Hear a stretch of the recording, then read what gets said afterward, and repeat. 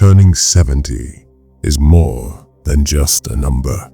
It's a mirror reflecting back the life I've lived, the choices I've made, and the lessons I've learned along the way. For years, I was the person who always said yes. Yes to the family gatherings I didn't feel like attending. Yes to helping friends who only called when they needed something. Yes to everyone else except myself. But somewhere along the journey, something shifted. I found myself feeling drained, unappreciated, and wondering, is this what my life has become? I realized I was giving so much to others that I was leaving nothing for myself. One day, I sat in the quiet of my living room, surrounded by photos of smiling faces, and asked myself, why do I feel so alone when I've been everything to everyone? It wasn't an easy decision, but I began stepping back, not out of anger, but out of love. Love for myself and the precious time I have left. I learned that aging brings a new kind of clarity. It's not about pushing people away. It's about protecting your peace and focusing on what truly adds value to your life.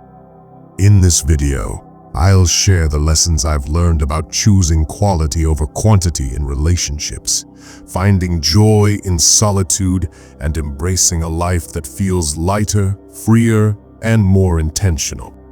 If you've ever felt the pull to simplify your life, to prioritize your well-being, or to redefine your relationships, then this is for you. Let's take this journey together. Relationships, quality over quantity. Relationships evolve just as we do. At this stage in life, I've come to terms with a hard truth. Not every relationship is meant to last forever, and that's okay. It's not a failure. It's simply life moving forward. In my younger years, I believed relationships demanded constant effort. I remembered every birthday, attended every event, and reached out even when I was exhausted. I thought these actions defined a good friend or family member. Over time, I realized some relationships nurture you while others drain you. It's a difficult but essential distinction. People change. I've changed. And sometimes, the kindest thing we can do for ourselves and others is to let go. My circle of connections has grown smaller, but it's richer and more meaningful. The friends and family who remain are those who bring light into my life, who accept me as I am, and who value mutual respect. This doesn't mean I don't feel moments of nostalgia. I cherish the memories of past connections, but I no longer dwell on what could have been. Instead, I focus on the relationships that bring peace and joy. Trust is one of the most fragile yet essential aspects of relationships. In my youth, I trusted easily.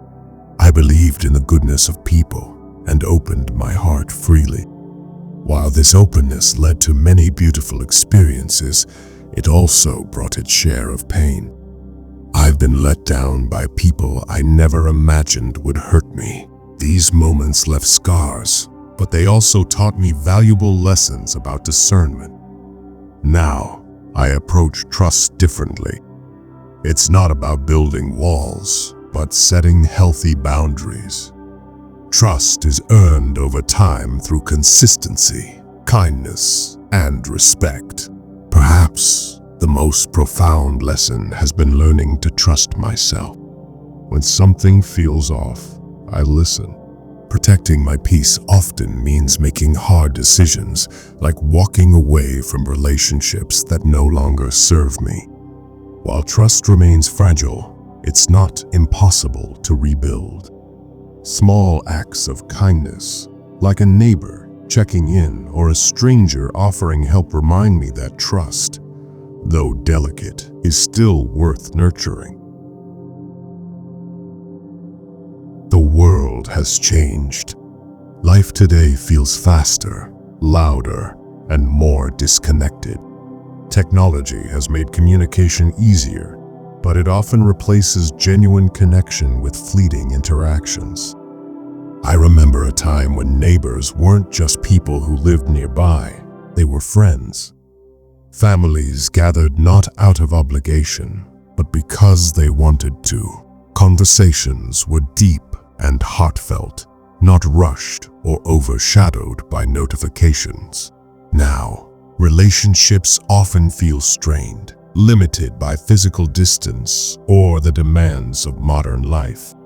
While I appreciate the convenience of technology, nothing replaces the warmth of sitting face to face with someone you care about. This isn't about longing for the past. It's about recognizing the value of simplicity in a fast-paced world. By stepping away from the noise, I can focus on what truly matters: meaningful conversations, genuine connections, and quiet moments of joy.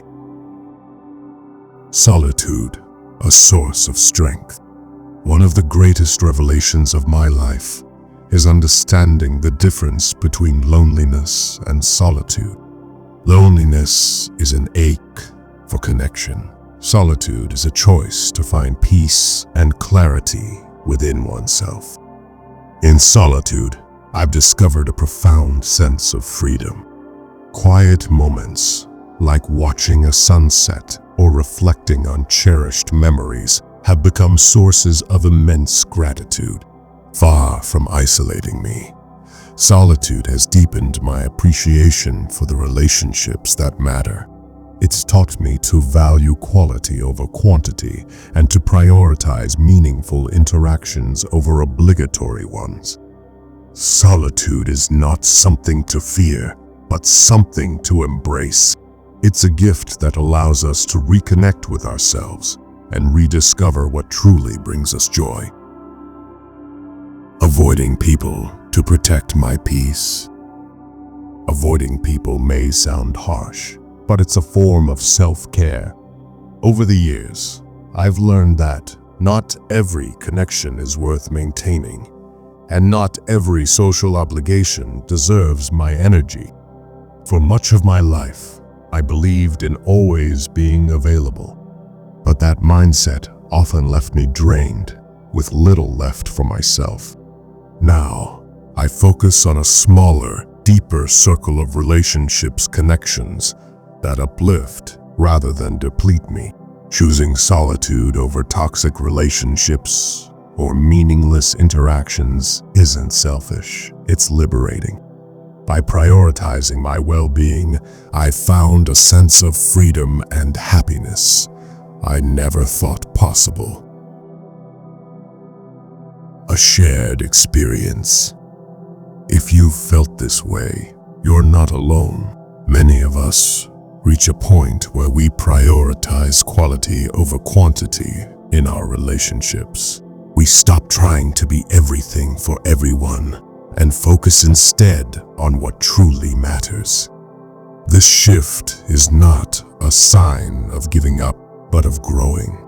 By letting go of what doesn't bring joy, we create space for connections that do. Embracing this chapter of life. At 70, life isn't about endings, it's about beginnings. It's about embracing who I've become and focusing on what truly matters. There's a freedom in letting go of what no longer serves us and choosing to live with intention. The present moment holds more value than ever, and I strive to fill it with peace, purpose, and love. If you've reached a similar crossroads, know that you're not alone. Together, we can embrace this chapter of life with grace and gratitude, finding joy in simplicity and strength in solitude.